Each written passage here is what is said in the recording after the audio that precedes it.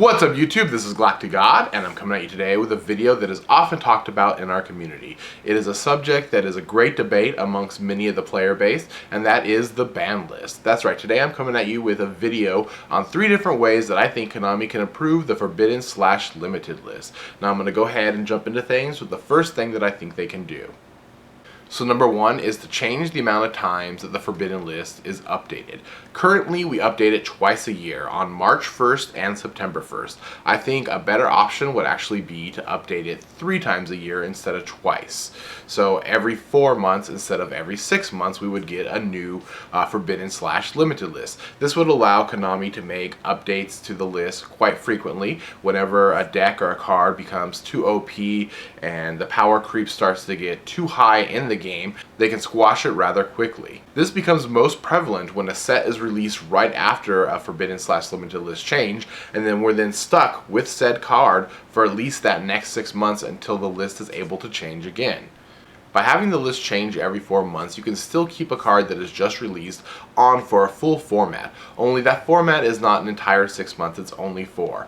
Now some people might think that's not a big enough change, just 4 to 6 months, but during those 2 months of a gap, there can be quite a bit of events held, especially at the regional level, and then maybe 2 or 3 even YCSs that could go in there. Overall, I think that moving the forbidden list from every 6 months to every 4 months could be very healthy for the game. If nothing else, I think it is definitely worth a try. Now my second option is something that I think a lot of older players may recognize, and that is having a separate ban list from the OCG. That's right, having one list for TCG and one list for OCG. This is something that happened when I first started playing Yu-Gi-Oh! Oftentimes the OCG list would get released or leaked, and people would sit around waiting, wondering if our list would be the same, and then our list would come out, and quite often it was not the same. Most of the time, the ban list reflects the OCG meta, but often that does little to nothing to improve the TCG meta.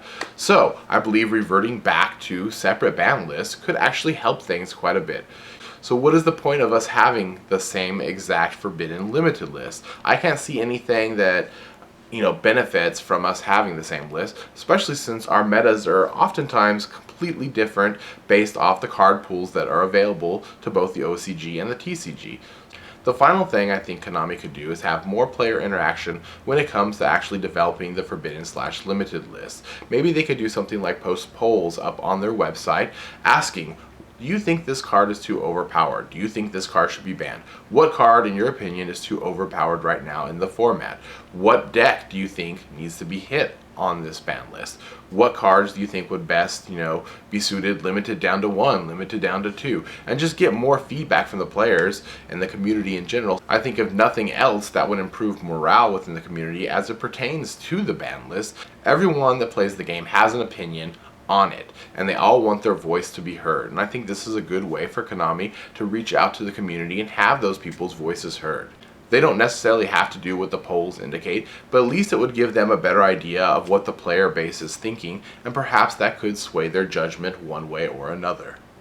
Alright, there you have it. Those were my 3 separate options that Konami could use to help improve the game. I don't think that they should do all 3, but maybe option 1 might be a good fit, or maybe they could do option 2, or maybe option 3, or maybe even a combination of 1 and 3, or 2 and 3, or 1 and 2, whatever they think would be best. In the comment section below, let me know what you think. Are any of these options good for the game? Would you like to see either 1, 2, or 3 implemented into the way that the forbidden limited list is used? If so, why? What option do you think is the best? What option do you think that I didn't cover would be a good way for Konami to improve how they develop the ban list? And I guess that's going to do it for now. This is GalacticGod, out.